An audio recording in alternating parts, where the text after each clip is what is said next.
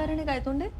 Madam, अर्थात लहान मुलांमध्ये वाढत असलेलं कुपोषणाचं प्रमाण, म्हणजे आपलं प्रशासन प्रत्येक ठिकाणी आत्तापर्यंत पोषण आहार पाठवून देत होतं, पण ते पुरेसं नाहीये. कारण लहान मुलांमध्ये कुपोषणाचं प्रमाण वाढत चाललंय. नाही काय तोंडे, पण असं नाही झालं पाहिजे. अहो, कारण हीच लहान मुलं आपल्या देशाचं भविष्य आहे. मॅडम, मला तुमचं म्हणणं अगदी पटते, पण ह्यासाठी त्यांची घरची परिस्थिती कारणीभूत आहे. म्हणजे या सगळ्या मुलांचे पालक जे आहेत त्यांचं हातावर पोट आहे. बरं, त्यांना गरजेपेक्षा जास्त मुलं आहेत. ते जे काय कमवतात त्यातल्या निम्म्याहून अधिक पैसे ते व्यसनात गमावतात. मग ह्या मुलांना पुरेसं अन्न कसं मिळेल मॅडम? नाही, खरं आहे हो काय तोंडे. म्हणजे कमवणारी हातं कमी आणि खाणारी जास्त, असं झालंय हो. नाही, असं असेल तर मग त्या मुलांना पोषण आहार तरी कसा मिळणार? हो मॅडम, ह्यावर एकच उपाय, आणि ते म्हणजे शिक्षण. ज्यांनी युनिव्हर्सली सिद्ध केलंय की ते माणसात बदल घडवून आणू शकतात. नाही, खरं आहे, पण आपण एकेकाला कितीदा समजवत बसणार ना? हो मॅडम, पण आपल्याला तर प्रयत्न करावेच लागतील. पण तुर्तास आपण इतकंच करू शकतो की पोषण आहार जास्त वाढवून मागू शकतो. त्यासाठी आपण रिक्वेस्ट देऊ शकतो. पुढच्याच आठवड्यात ते असाइनी होईल. ग्रेट. मग तुम्ही तशी रिक्वेस्ट पाठवा ना वर.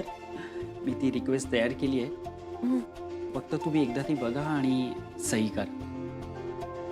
स्वच्छ आणि पोषक आहार जर मुलांना मिळाला तर त्यांच्यातलं आजारपणाचं प्रमाण देखील कमी होईल, हे सुद्धा मी त्यात नमूद केले. ग्रेट. गायतोंडे, प्रत्येक लहान मुलाच्या आरोग्याची अगदी निक्षून काळजी घ्यायला हवी हा आपण. अमोल, हा कधी येऊन झोपला? अर्जुन, इकडे हे बघ. हा, इकडे कधी आला? तेच तर मला नाही माहिती कधी आला. न सांगताच येऊन झोपलाय तो.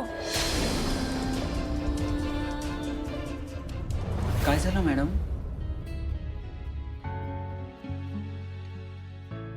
काय तोंडे, माझा अमोल पण आजारी असतो. मला खूप काळजी वाटते त्याची. पण मॅडम, आता अमोल बरा आहे ना? हो काय तोंडे, पण आपलं बोलणं झालं आणि त्यानंतर मी डॉक्टरांना भेटायला गेले. पण का कोणास ठाऊक तरी माझ्या मनात येते की काहीतरी निसटतंय हातातून. डॉक्टरांशी बोलले पण माझ्या शंकेचं निरसन होतच नाहीये. माझं मनच ऐकायला तयार नाहीये. पण मॅडम, तुम्ही अचानक एवढा विचार का करताय? काय तोंडे, मी किती विचार करायचं थांबवलं ना तरी पुन्हा असं काहीतरी घडताना मग माझ्या मनात सारखे विचित्र विचार यायला लागतात. मॅडम, झालं तरी काय? काही नाही हो, आता कालच. नाही हो रुपाली, तुम्ही खरंच वाईट वाटून घेऊ नका. फक्त काय आहे, मागच्या काही चुका परत होऊ नयेत याची मात्र काळजी घ्या. आणि विनायकराव, मला काय म्हणायचंय, मागच्या काही गोष्टी बोलण्यात काय अर्थ आहे? हा, झालं गेलं सोडून द्यायचं हो. होय बापू, पण आता विषय निघाला ना म्हणून बोलावं लागलं मला. असू द्या ना बापू, तसंही मी कुठं घराबाहेर जाऊन काम करते, घरातच असते ना. त्यामुळं आपण इतकं महत्त्व मला मिळावं असं मला अजिबात वाटत नाही. नाही नाही रुपाली, अहो तुम्ही तसं काय वाटून घेऊ नका. आप्यान अर्जुन तुमच्यावर घर सोडून निर्धास्त राहतेच का नाही?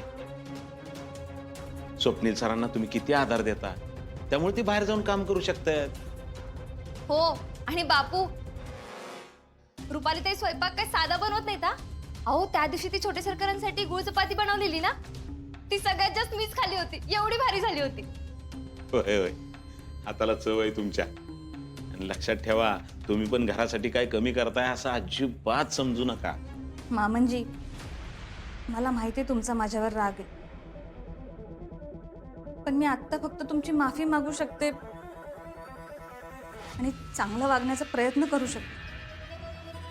रुपाली, मी पण माझ्याकडनं होईल तेवढा प्रयत्न करतोय. तर एक लक्षात ठेव, तू जे काय वागलीस ना ते विसरून मी तुला लगेच माफ करेन ही अपेक्षा मात्र तू ठेवू नकोस माझ्याकडे.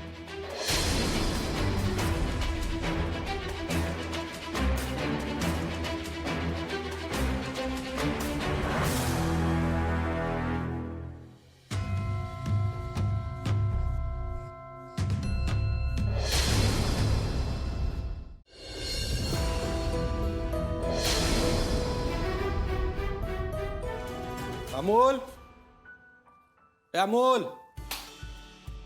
अमोल बाळा. हो अर्जुन दादा, छोटे सरकार नाही आहेत घरी. नाही, मी आता कामावरून आलो की त्याची शाळा दुपारीच सुटते ना. हो, ते शाळेतून आले होते, आता बाहेर खेळायला गेलेत. हां. बरं ठीक आहे. ऐक ना मोना, वहिनी, काहीतरी खायला द्या ना, मला भूक लागली खूप. सकाळी डबा न्यायचा पण विसरलो आणि दिवसभर कामाच्या लोडमुळे बाहेर पण खाता आलं नाही. अहो भाऊजी, कितीही झालं तरी न जेवता काम करून कसं चालेल बरं? वहिनी बरोबर आहे तुमचं, पण आमची कामाची पद्धत तुम्हाला नाही माहिती. एकदा सिनियर बरोबर मीटिंग लागली की 4-4 तास मीटिंग, जेवण राहिलं बाजूला चहा पण होत नाही. भाऊजी, एक डबा राहिलाय, तो तुमचाच आहे का? म्हणजे तुम्ही सकाळी विसरून गेलात का? हा डबा तर अमोलचा आहे. मग अमोल बिना डब्याचा गेला होता काय शाळेत? हो, नाही नाही भाऊजी, मी दिला ना त्याला डबा. पण आपण आणि हा अमोलसाठी डबा केला होता, तर ती द्यायची कशी काय विसरली बरं? जाऊ दे, डबा घेऊन गेला होता ना अमोल, बस झालं. हो. अर्जुन दादा, तुम्ही बसा, मी तुमच्यासाठी खायला बनवते. मुना ऐक ना, राहू दे, हा डबा खातो ना मी, सकाळचाच आहे ना. अहो पण तो सकाळचा आहे ना. चालतं म्हणून एका दिवशी सकाळचं संध्याकाळी खाल्लं ना तरी चालतं. त्याला काय होतंय, घरचं जेवण ते घरचं जेवण, बाहेरचं खाण्यापेक्षा घरचं जेवण महत्वाचं.